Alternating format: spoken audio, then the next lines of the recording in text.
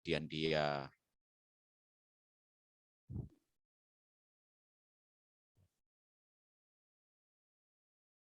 menggali dari kebenaran firman Tuhan, dan kemudian menyampaikan itu dengan metode yang memang kemudian sampai kepada pendengar, bagaimana efektif, bagaimana menarik, dan lain sebagainya.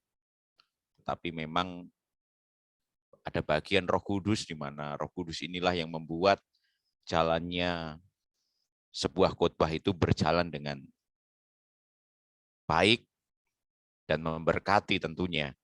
Karena memang ada campur tangan dari pihak Tuhan lewat Roh Kudusnya untuk memberikan penerangan baik kepada si pemberita dan juga kepada penerima, itulah jemaat. Nah, tahap pembuatan khotbah, jadi khotbah itu harus melewati sebuah penyelidikan. Artinya memang khotbah itu tidak dibangun atas pengalaman dari seorang pengkhotbah atau bahannya dari pengkhotbah, tetapi memang bahannya adalah dari Alkitab itu. Jadi seorang pengkhotbah dia menggali, menyelidiki dengan hermeneutikanya, dan Alkitab itu sebagai sumbernya. Dan setelah itu baru dia akan menemukan ide. Dan ide inilah yang kemudian nanti dikembangkan begitu rupa lewat pembuatan garis besar dan lain sebagainya. Dan kemudian itu dikhotbahkan sampai kepada jemaat. Jadi paling tidak tahapan pembuatan khotbah melewati dua disiplin ilmu, yaitu adalah hermeneutik dan homiletika.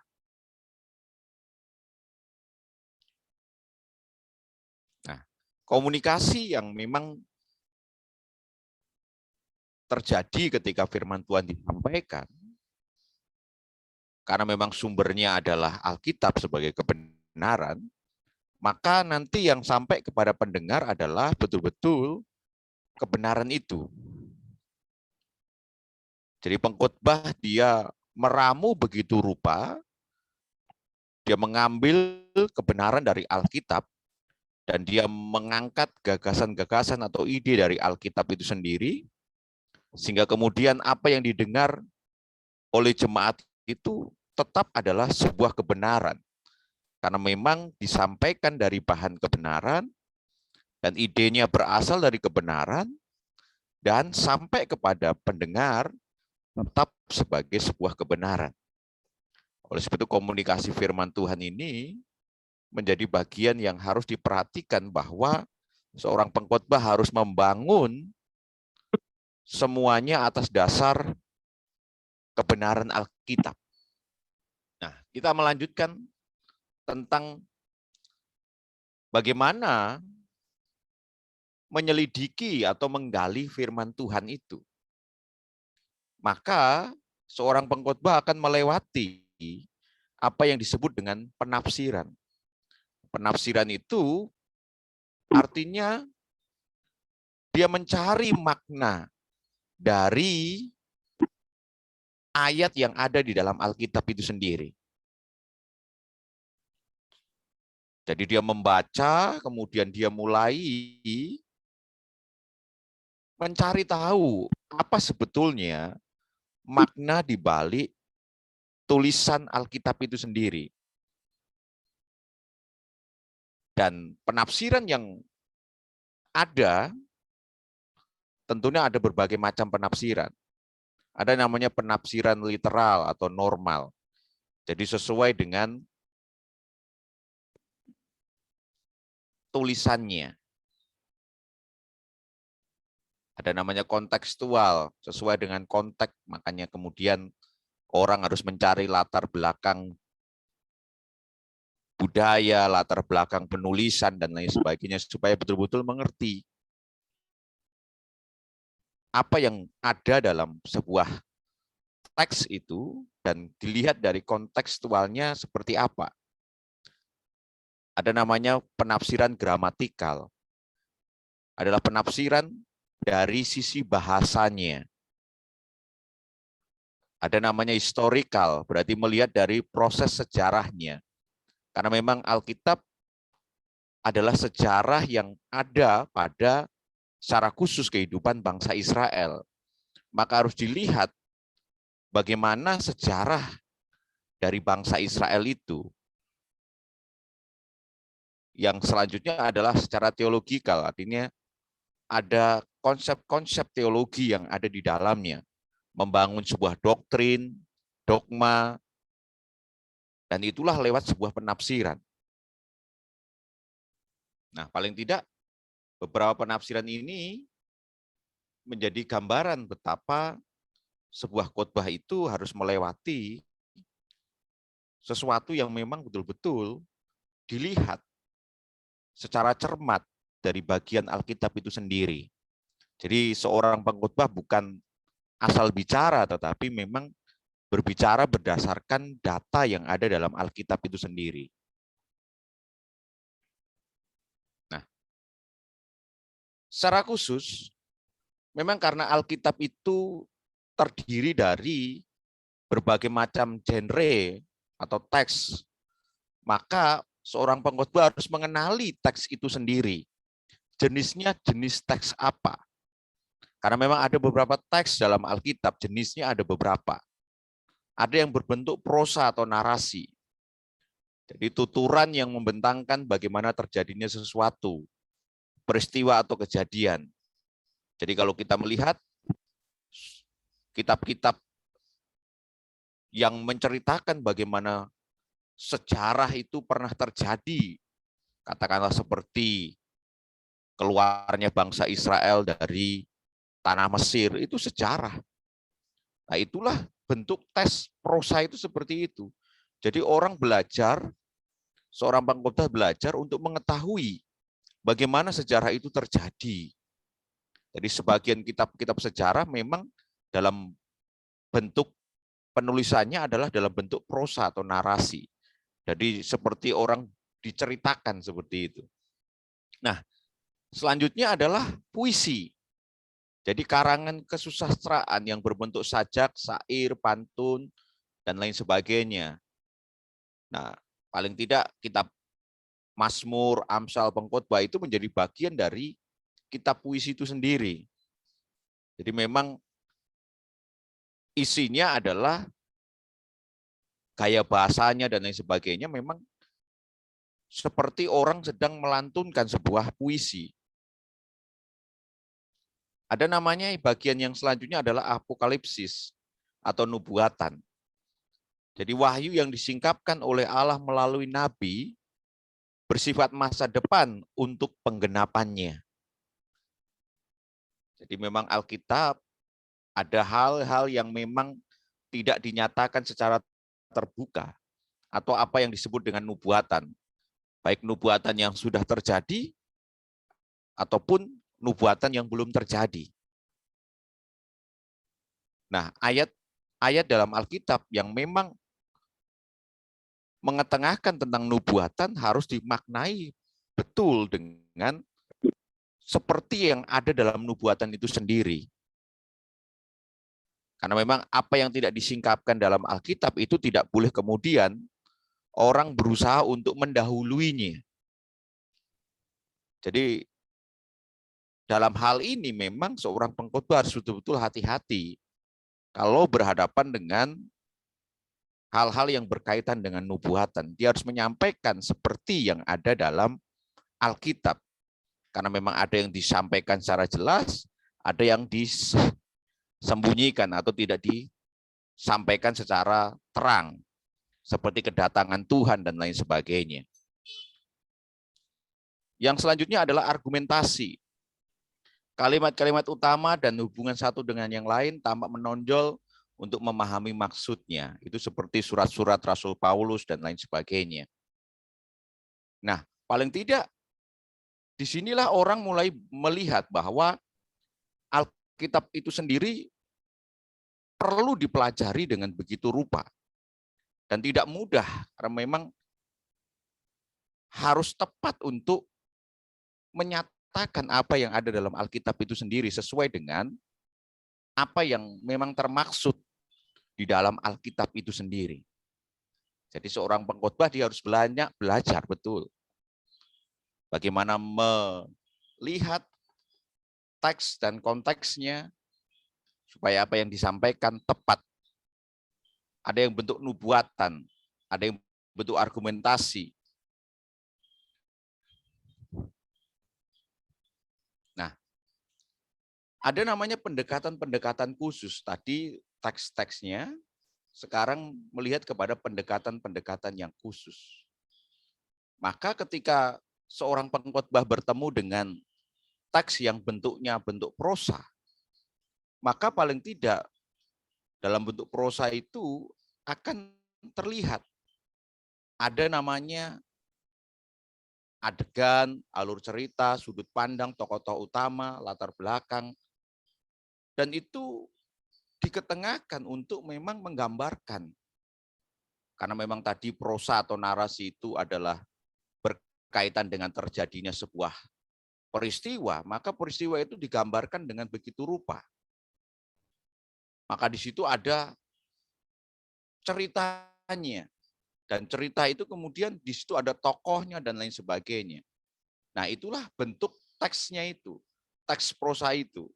Jadi itu harus diketengahkan siapa yang ada dalam cerita itu, kemudian seperti apa ceritanya. Karena memang dia mau mengetengahkan sebuah peristiwa. Nah, bagian yang selanjutnya adalah bentuk puisi, meliputi, nah ini paling tidak, karena memang puisi itu harus dimaknai atau dipahami dengan sesuatu yang secara khusus untuk mengerti tentang puisi itu sendiri, karena memang puisi itu di dalamnya tidak sama seperti prosa. Kalau prosa itu gampang untuk dimaknai karena memang dia ada ceritanya, ada tokohnya, dan lain sebagainya. Sementara bentuk puisi ini adalah bagaimana orang melihat ini maknanya apa. Ada perumpamaan di situ, ada namanya hiperbola atau hiperbolik.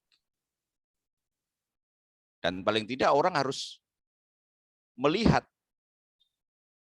seperti apakah makna dari puisi itu sendiri dari berbagai hal seperti ini. Karena memang kalau bicara tentang perumpamaan, memang Alkitab juga menjelaskan tentang perumpamaan itu.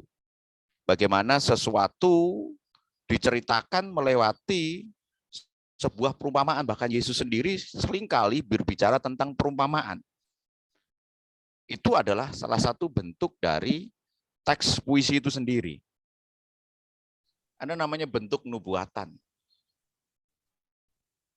Ada namanya bentuk argumentasi. Jadi dilihat dari anak kalimat, kalimat-kalimat itu dilihat secara detail.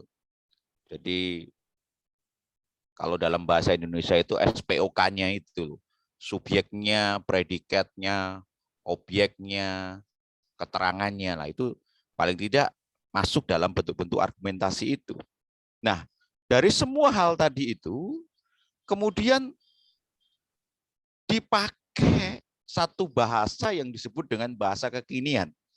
Jadi dalam pengertian khotbah itu adalah mendapatkan ide, kemudian disampaikan dengan bahasa kekinian.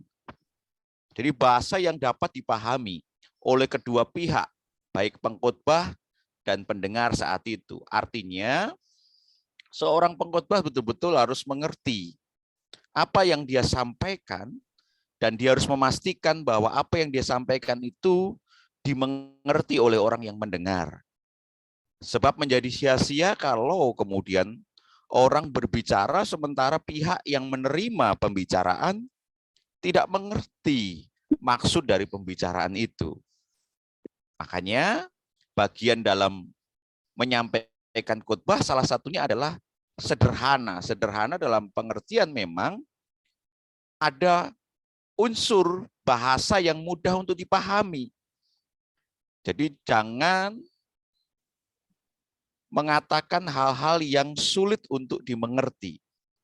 Kalaupun mendapati sesuatu yang sulit untuk dimengerti, harus betul-betul dijelaskan sampai itu menjadi bagian yang jelas bagi pendengar. Sebab seorang yang mendengar khotbah itu adalah seorang yang menerima sesuatu yang sudah melewati proses yang betul-betul luar biasa dari seorang pengkhotbah. Artinya tidak perlu lagi kemudian seorang yang menerima khotbah kemudian dia harus berpikir kembali. Karena yang seharusnya berpikir adalah pengkhotbahnya. Makanya dalam khotbah itu memang pengkhotbah itu menjadi seorang tokoh yang dia harus mengambil peran luar biasa karena memang dia yang belajar, dia yang menggali, kemudian dia yang menyampaikan dengan bahasa yang harus bisa dipahami, dan kemudian jemaat hanya menerima sesuatu yang kalau saya mengatakan itu sesuatu yang sudah jadi. Jadi jemaat tidak lagi kemudian berpikir untuk mencari artinya lagi. Karena memang artinya sudah sangat jelas bagi seorang pengkhotbah bahwa dia menyampaikan sesuatu dan jemaat yang mendengar, dia menerima itu sebagai sesuatu yang mereka terima tanpa harus ada sesuatu yang mereka pertanyakan lagi atau mereka pikirkan lebih lagi. Karena memang bahasa ini salah satu adalah membawa kepada pengertian supaya orang yang mendengar betul-betul dia memahami apa yang sedang dipercakapkan oleh seorang pengkhotbah. Bila harus menggunakan terminologi tertentu yang mungkin tidak dipahami, harus dibuat penjelasan secara benar. Ini tadi saya mengatakan, kalau ada hal-hal yang memang sulit untuk diterima, maka seorang pengkhotbah dia harus mencari cara supaya apa yang sulit itu menjadi mudah bagi seorang pendengar. Oleh sebab itu, harus betul-betul menggunakan bahasa yang sesederhana mungkin. Jadi seorang pengkhotbah dia harus mengerti siapa yang sedang dihadapi, audiennya siapa, supaya apa? Dia gampang untuk mencari bahasa yang memang sampai kepada pendengar itu sendiri. Jadi paling tidak seorang pengkhotbah betul-betul dia mempersiapkan diri dengan begitu rupa. Dia harus menggali ide dengan sangat luar biasa dengan hermeneutiknya, dan dia juga harus menyampaikan ide dari apa yang dia dapat itu dengan bahasa yang mudah untuk dipahami. Karena ketika bahasanya mudah dipahami, maka diharapkan nanti ketika jemaat melakukan akan firman Tuhan itu menjadi sesuatu yang mudah bagi mereka karena mereka paham. Kalau mereka tidak paham, bagaimana mereka melakukan? Jadi komunikasi itu kan kalau sebuah perintah itu jelas, maka orang yang mendapat perintah itu akan melakukan. Karena apa? Karena memang perintahnya itu jelas. Berbanding terbalik kalau perintahnya itu tidak jelas. Maka yang akan terjadi adalah si penerima perintah pun akan juga mengalami kebingungan untuk melakukan apa yang diperintahkan. Nah, itulah kunci bahasa paling tidak. Nah, gambaran tentang bagaimana Alkitab yang kemudian harus dibahasakan kekinian. Sebab karena memang Alkitab itu adalah peristiwa yang sudah terjadi masa lampau. Tokoh-tokoh yang ada dalam Alkitab adalah tokoh-tokoh masa lampau. Kemudian seorang pengkhotbah harus mengkhotbahkan yang masa lampau itu untuk masa kini. Oleh sebab itu perlu betul-betul mendapatkan ide yang betul-betul tergali dari peristiwa masa lampau itu dan kemudian ditarik untuk orang masa kini dan juga untuk orang masa depan. Oleh sebab itu, bahasa-bahasanya harus bahasa orang-orang kekinian itu, orang saat ini. Jadi oleh sebab itu, bahasa itu menolong sekali bagaimana menjelaskan peristiwa-peristiwa yang terjadi masa lampau. Memang budayanya budaya yang berbeda. Alkitab adalah budaya dari orang Israel. Sementara ketika itu disampaikan di orang Indonesia yang berbeda, maka kemudian itu harus disampaikan supaya dengan bahasa-bahasa yang mudah dipahami oleh orang Indonesia itu sendiri. Jadi apa yang lampau itu tidak menjadi yang lampau, tetapi yang lampau itu menjadi yang kini. Memang ketika berbicara tentang Alkitab bukan berarti bahwa semua yang ada dalam Alkitab itu kemudian harus dilakukan dengan sesuatu yang sama seperti yang Alkitab nyatakan. Karena memang budaya berbeda, semuanya berbeda antara budaya Alkitab dengan budaya katakanlah orang Indonesia hari ini. Nah, apakah hal seperti itu menjadi sesuatu yang harus dikerjakan bagi orang Indonesia, katakanlah berkaitan dengan budaya-budaya yang ada di Israel? Tentu tidak. Nah, itulah mengapa kemudian penggalian ide itu harus betul-betul mendapatkan inti dari apa yang ada dalam Alkitab itu. Jadi dicari artinya, diartikan untuk orang masa kini. Nah, paling tidak itulah gambaran bagaimana kekinian itu, bahasa kekinian itu artinya yang lampau kemudian ditarik untuk menjadi sesuatu yang mudah dipahami untuk orang masa kini. Nah, ada bagian dalam khotbah yang disebut dengan penerapan. Khotbah yang baik pertama-tama harus diterapkan bagi pengkhotbah itu sendiri, baru kemudian untuk pendengarnya. Memang inilah yang harus pertama kali terjadi ketika orang akan menyampaikan kebenaran firman Tuhan. Kalau dia adalah seorang pengkhotbah, maka dialah orang yang harus betul-betul melakukan apa yang dia akan khotbahkan. Karena memang orang berbicara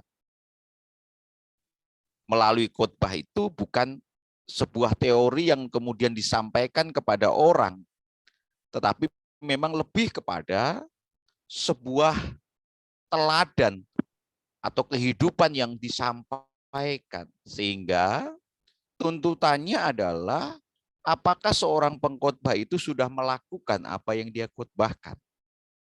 Ataukah dia hanya menyampaikan dan yang melakukan nanti adalah orang yang mendengarnya?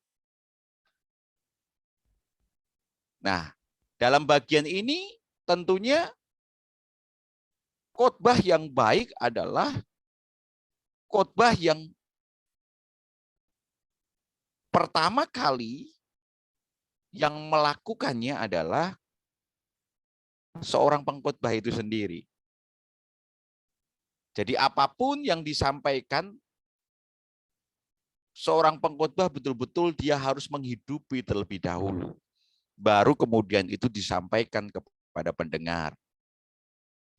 Jadi seorang pengkhotbah itu juga punya tuntutan bahwa dia harus melakukan firman Tuhan. Jadi kalau dia mengajak anak Tuhan atau jemaat untuk melakukan firman Tuhan, karena memang dia adalah juga pribadi yang melakukan firman Tuhan itu. Bagian selanjutnya adalah penerapan khotbah yang baik harus sederhana dan dapat dilakukan. Bukan prinsip dan bukan bentuk pertanyaan. Artinya penerapan itu adalah sesuatu yang harus dikerjakan. Bukan sesuatu yang harus kemudian tadi saya mengatakan jemaat harus mencari lagi arti dari khotbah yang disampaikan oleh seorang pengkhotbah. Tetapi sesuatu yang praktis. Kalau aku dengar khotbah, apa yang aku harus lakukan? Itu sebetulnya hal yang sederhana yang mau diketahui oleh seorang jemaat. Jadi tidak harus kemudian dia mencari tahu lagi. Maka dari itu sebuah khotbah harus ada penerapannya. Supaya nanti tidak hanya menjadi sebuah hal yang didengar tetapi tanpa ada hal yang harus dilakukan. Jadi penerapan itu artinya apa yang harus dilakukan ketika orang mendengar sebuah khotbah. Oleh sebab itu penerapan itu harus betul-betul gampang untuk dilakukan. Mudah untuk dimengerti.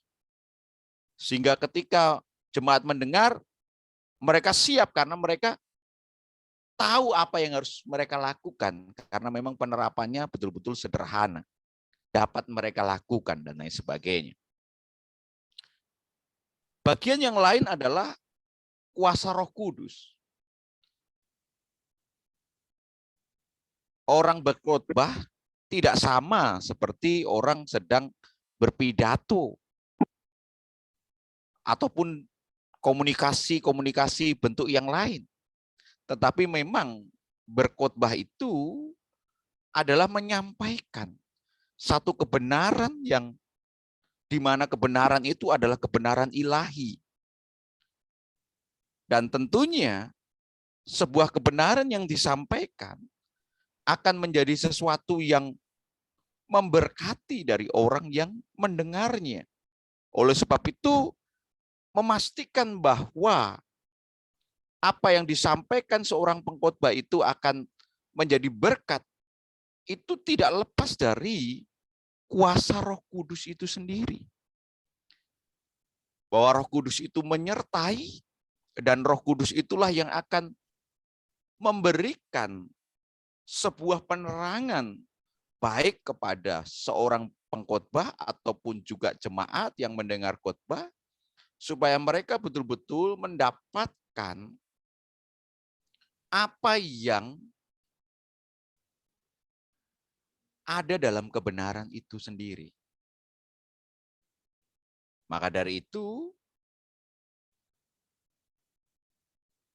Roh Kudus dengan kuasanya akan bekerja ketika orang yang menyampaikan khotbah, dalam hari ini adalah pengkhotbah, dia memiliki karakter yang baik. Sebab tidak mungkin Roh Kudus menyertai pengkhotbah yang punya karakter yang tidak baik. Yang selanjutnya adalah kebenaran firman Tuhan. Bahwa Alkitab adalah kebenaran firman Tuhan. Dan Roh Kudus akan memastikan kebenaran itu menjadi sesuatu yang tetap benar. Oleh sebab itu, maka seorang pengkhotbah betul-betul harus menggali dari sumber yang utama, itulah Alkitab itu sendiri. Karena memang kebenaran hanya ada di dalam firman Tuhan. Yang dalam hal ini adalah Alkitab itu sendiri. Dibutuhkan yang lain sebagai pendukung untuk menambah wawasan, pengetahuan, dan lain sebagainya. Bisa didapat dari buku-buku yang memang mendukung untuk bagaimana pengetahuan dari seorang pengkhotbah itu bertambah luas.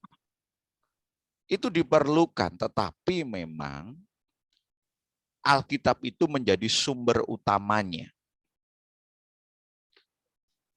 Alkitab itu menjadi sumber kebenarannya. Yang lain itu hanya supaya pengkhotbah itu semakin lebih memiliki pengetahuan yang luas, buku-buku dan lain sebagainya. Tetapi bahwa kebenaran firman Tuhan bersumber dari Alkitab itu sendiri. Kuasa Roh Kudus. Jadi kuasa Roh Kudus adalah kuasa yang akan menyertai pengkhotbah di dalam jalannya dia menyampaikan khotbahnya. Oleh sebab itu seorang pengkhotbah tidak boleh hanya mengandalkan kepada dirinya sendiri dengan segala kepandaiannya, dengan segala kehebatannya, dengan segala persiapan yang luar biasa, dan itu kemudian diandalkan bahwa semuanya akan berjalan dengan baik dalam dia menyampaikan khotbah. Tentu tidak seperti itu.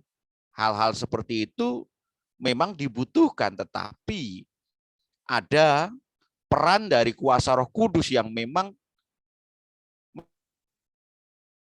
menjadi penting bagi seorang pengkhotbah ketika dia berkhotbah, karena memang kuasa inilah yang akan memberikan sebuah otoritas kebenaran yang kemudian disampaikan, dan itu menjadi sebuah berkat bagi orang yang menerimanya. Jadi orang memahami kebenaran firman Tuhan dengan begitu luar biasanya, dengan begitu lengkapnya, dan mereka mendapatkan berkat yang luar biasa, itu oleh karena peran dari Roh Kudus ini. Manusia tidak bisa dengan segala keterbatasannya memastikan bahwa khotbah itu menjadi sebuah hal yang gampang. Tanpa kuasa Roh Kudus, sehebat apapun manusia dalam menyampaikan, semuanya tidak akan mendapatkan hasil yang maksimal. Tetapi firman Tuhan akan sampai kepada jemaat dan menjadi berkat bagi jemaat ketika Roh Kudus itu ada menyertai dalam khotbah seorang hamba Tuhan. Nah, oleh sebab itu, hal ini harus betul-betul dipahami. Selanjutnya adalah berkaitan dengan efektivitas kuasa dalam berkhotbah. Memang Alkitab itu mencakup berbagai macam kebenaran di dalamnya. Dan kebenaran-kebenaran itulah yang melandasi bahwa sumber dari segala kebenaran itu adalah firman Tuhan itu. Ada etika dan lain sebagainya. Maka kemudian bagaimana etika itu dilihat dari sumber kebenaran, itulah firman Tuhan. Jadi orang betul-betul ketika menyampaikan khotbah, bagaimana seorang hamba Tuhan, betul-betul dia punya sebuah otoritas yang luar biasa. Karena dia adalah menyampaikan kebenaran yang merupakan sumber dari segalanya. Sehingga dipastikan bahwa ada hal-hal yang membuat apa yang disampaikan itu menjadi sebuah perkataan-perkataan yang hidup. Perkataan-perkataan Allah sendiri, itulah logos itu. Jadi apa yang disampaikan hamba Tuhan itu sama isinya dengan apa yang ada di dalam Alkitab itu sendiri. Hubungan khotbah dengan disiplin ilmu yang lain. Khotbah adalah bagian yang kecil dari kerangka ilmu teologi. Memang khotbah ini adalah masuk di dalam teologi praktika atau teologi praktek. Artinya memang khotbah ini menjadi bagian kecil dari kerangka ilmu teologi. Karena memang ada bagian-bagian yang besar untuk sampai kepada praktek ini. Makanya khotbah tidak berdiri sendiri. Khotbah dia harus melihat Bagaimana khotbah itu dibangun lewat sebuah penggalian atau sebuah eksegesis, penafsiran dan lain sebagainya. Jadi dia terikat kepada ilmu teologi yang lain. Dan khotbah ini adalah bagian dari teologi praktika di mana dia menyampaikan apa yang sudah didapat dari bagian ilmu teologi yang lain. Khotbah adalah bagian yang penting dalam pelayanan gereja. Memang khotbah itu adalah sesuatu hal yang menjadi bagian penting dari gereja itu sendiri, terutama dalam pelayanan gereja. Sebab di dalam gereja itu isinya orang memuji Tuhan dan orang mendengarkan khotbah. Di samping ada persembahan dan lain sebagainya. Tetapi memang khotbah ini menjadi bagian penting karena memang orang pergi ke gereja itu dia ingin mendapatkan apa pesan Tuhan. Dia ingin mendapatkan apa yang Tuhan mau untuk mereka lakukan dalam hidup mereka.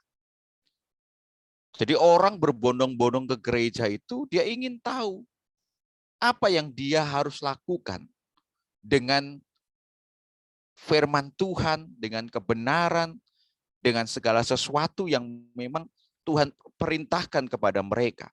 Dan itu semuanya didapat dari mana? Didapat di dalam khotbah itu sendiri.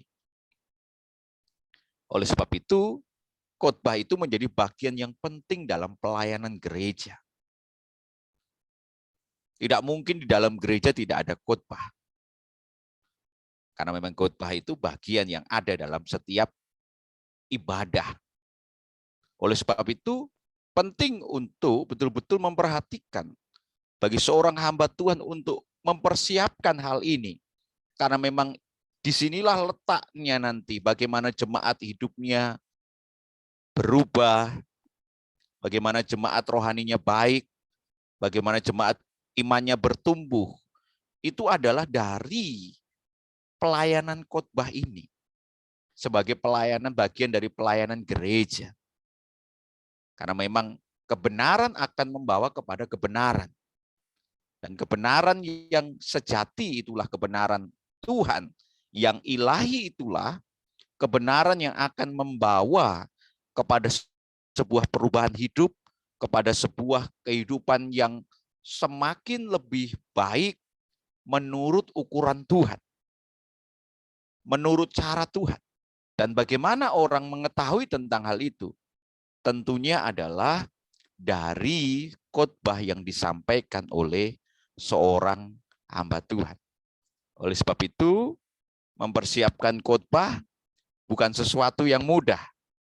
Oleh sebab itu perlu banyak mendalami Alkitab itu sendiri dengan ilmu hermeneutiknya, supaya nanti didapatkan sebuah kebenaran.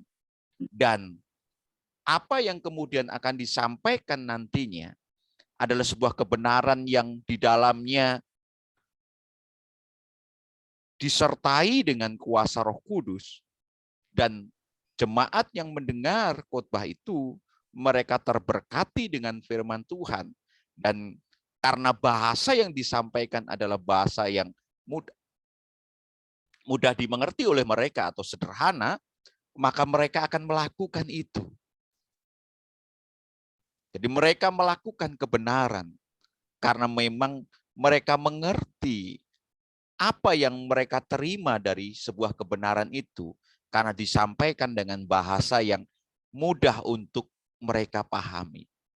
Jadi pelayanan berkhotbah itu bukan pelayanan yang mudah, tetapi pelayanan yang betul-betul harus dipersiapkan begitu rupa, banyak belajar dari sisi pengkhotbahnya, dan terus menggali kebenaran-kebenaran itu supaya didapat sebuah ide yang memang itu sama dengan yang ada dalam Alkitab itu.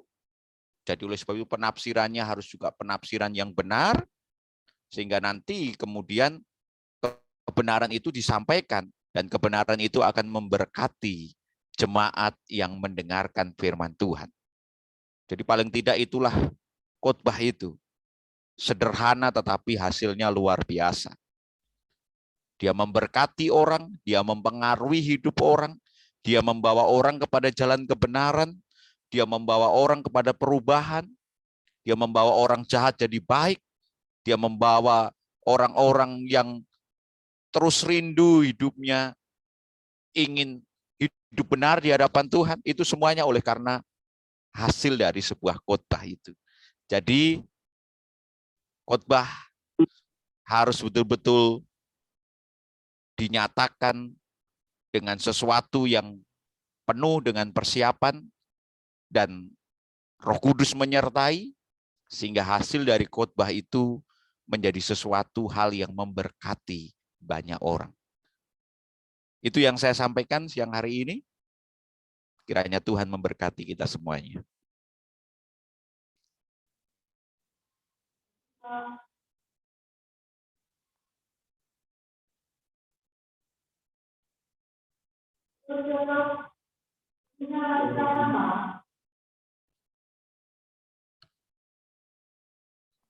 Gimana?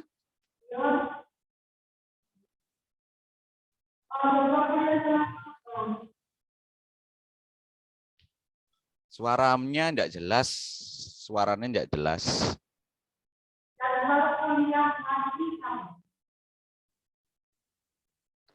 Ya minggu depan lagi.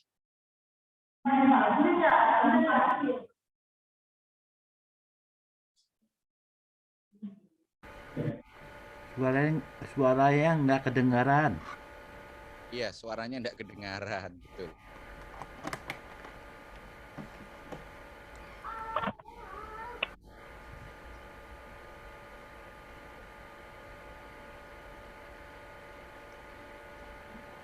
Baik, saya kira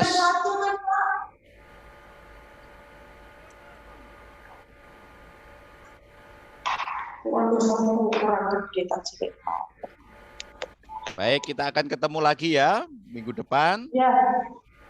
Tuhan berkati semuanya. Oke. Pak Hari, terima kasih. Ya, sama-sama Pak.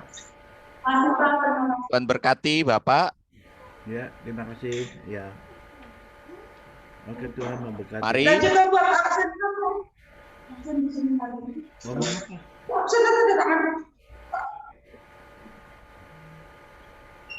Ya udah.